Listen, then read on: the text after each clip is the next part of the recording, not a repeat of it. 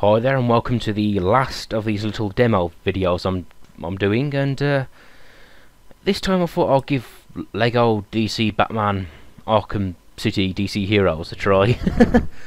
But yeah, it's a Batman game, I suppose. But I guess this one focuses a lot more on the other heroes of the DC universe, which I'm all for. I love, I love Batman the Brave and the Bold, and also the DC animated universe with the Justice League TV shows.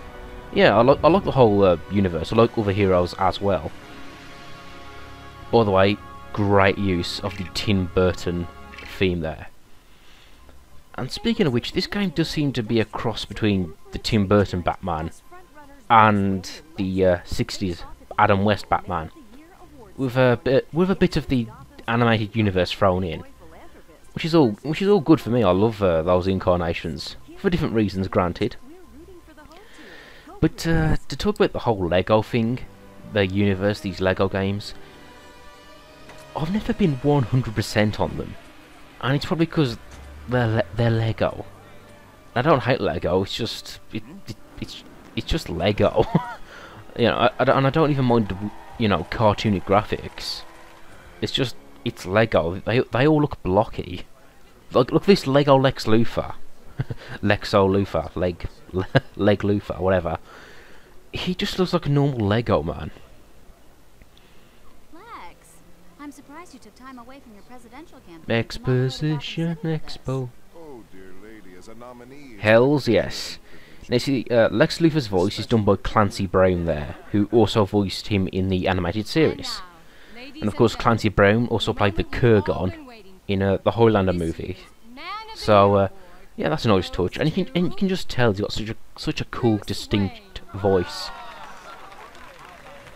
No, I'll admit, in this scene, Bruce is kind of a dick.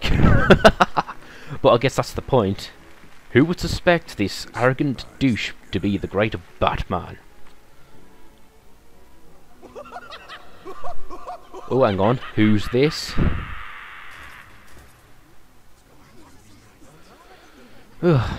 You probably can't tell because the volume's kind of low, the game volume, but this ain't no Mark Hamill, which is people's favourite Joker. Yeah, and speaking of which, I love Mark Hamill as the Joker, but let's not be stubborn against other people who play the Joker. Let's give them a chance. Well, I was saying that this voice, it's not terrible, it's not as good. I mean, don't get me wrong, I hear the Joker when I hear this voice, but oh, you know what I mean. Others are good. See, I'm saying Mark Hamill is the best, even after I said let's give other people a chance.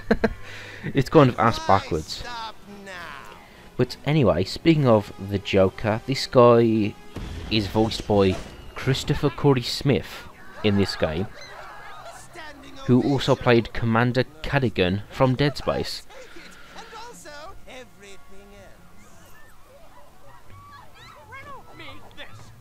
Ooh, and that voice also sounds familiar to anyone who's a fan of Warner Brothers animation. Ugh, not your cleverest Riddler.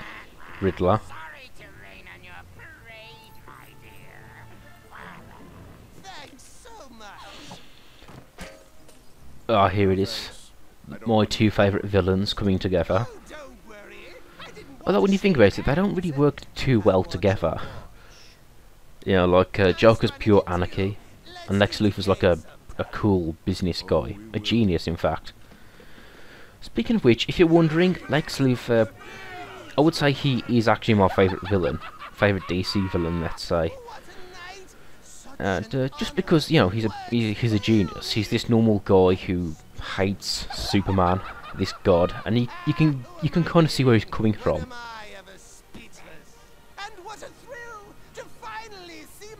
On the big screen. Look at that face. It's like, what's he gonna say? What's going to come out of that mouth of his? Ooh, too close.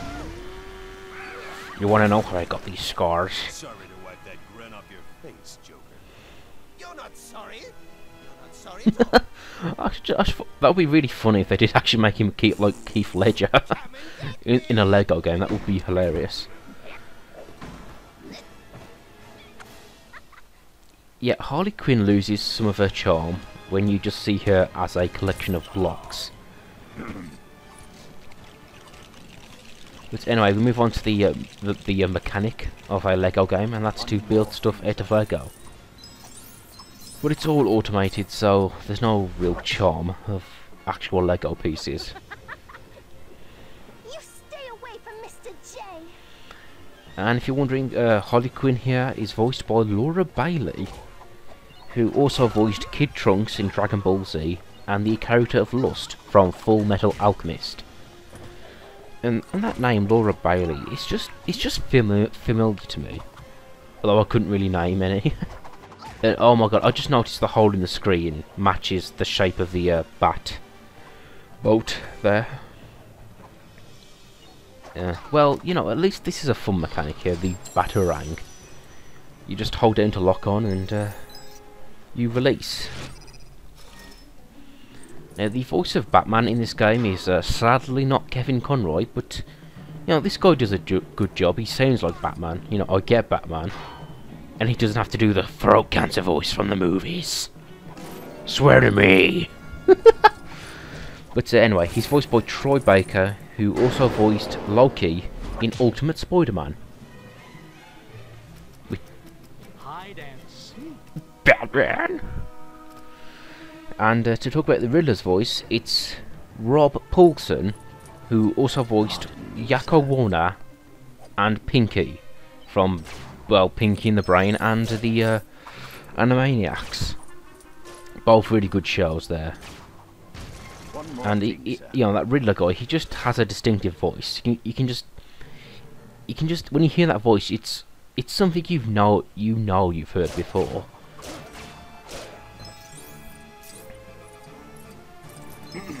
And speaking of the look of Batman here, it's kind of like the all-black version with a golden belt. Actually very similar to the Dark Knight Nolan movies, in a weird way.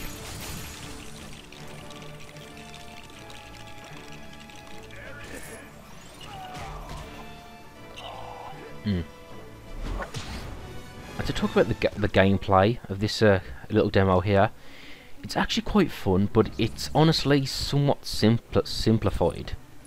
You know, well, you know, it's Lego. It's all very. Well, I can't lie. It's very intuitive. It's easy to pull off, but you know, it's a Lego game, and they're all pretty easy, really.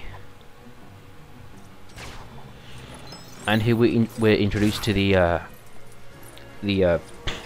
changing character mechanic. And also the Robin character is voiced by Charlie Schlatter, who also played Dr. Jesse Travis in Diagnosis Murder, which that's a show I really like, actually, Diagnosis Murder. But I do have a soft spot for like really old murder mystery TV shows. Like, I also watch Murder She Wrote whenever it's on. But anyway, the character of Robin here, well, you'll see what I mean coming up later, but the character of Damian Wayne is also in this game. I'm not sure where, because I've only played the demo.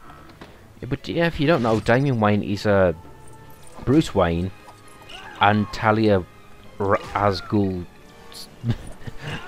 He's the son of Batman and Talia.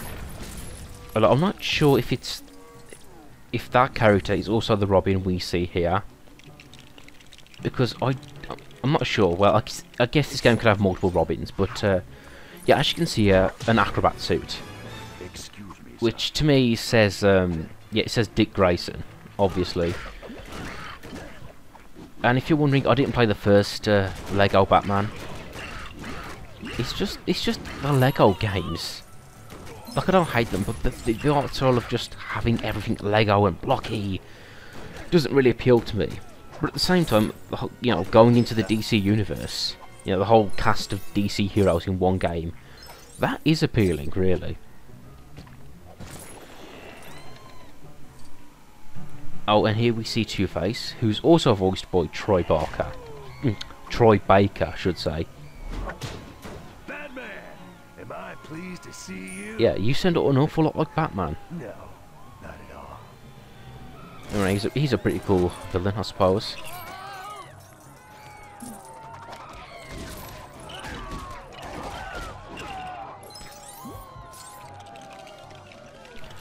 It's okay. At the end of the game, we kill him by accident, but then we blame Batman. So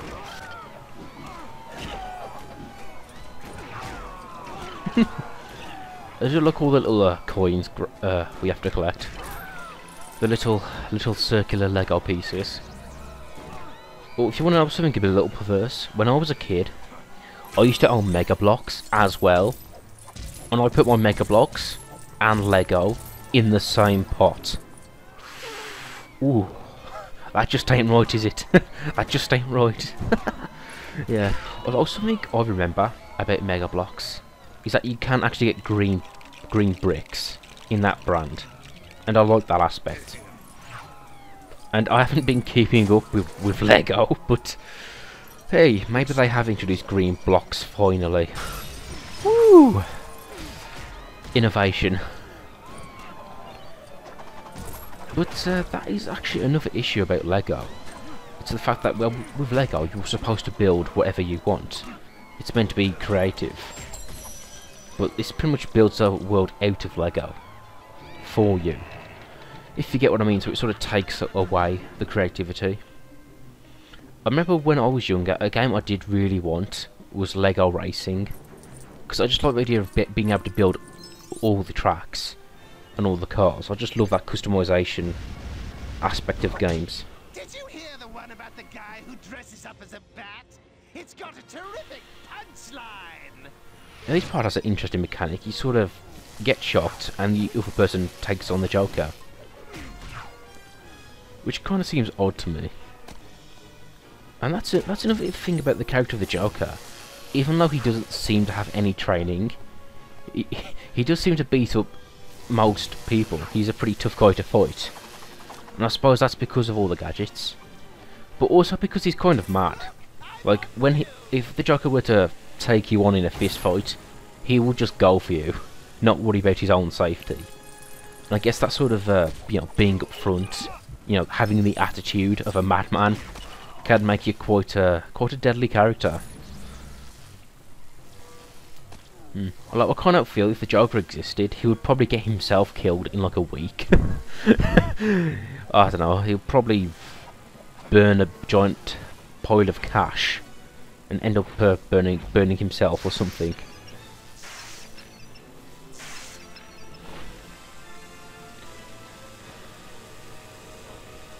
I do like the little ginger afros the villains have here. You know, that's a good point as well. Why would anyone want to be the Joker's henchman? I wouldn't. If I was a criminal, I'd be like, yeah, mate, I'm willing to break the law, but I'm not trusting you as far as I can throw you.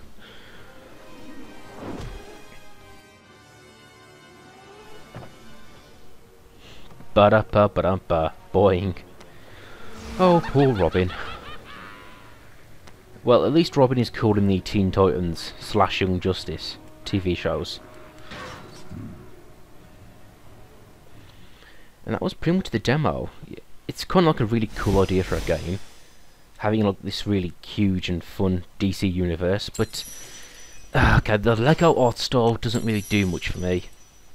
And yeah, the gameplay is kind of a bit samey, I hate to use the word casual, but I guess that's a suitable adjective. I've always thought it might be a good idea to get the Star Wars Complete Lego Saga. Again, the Lego aspect puts me off that game, but I do like the idea of playing a game which goes through the events of the original Star Wars trilogy. That'd be pretty cool.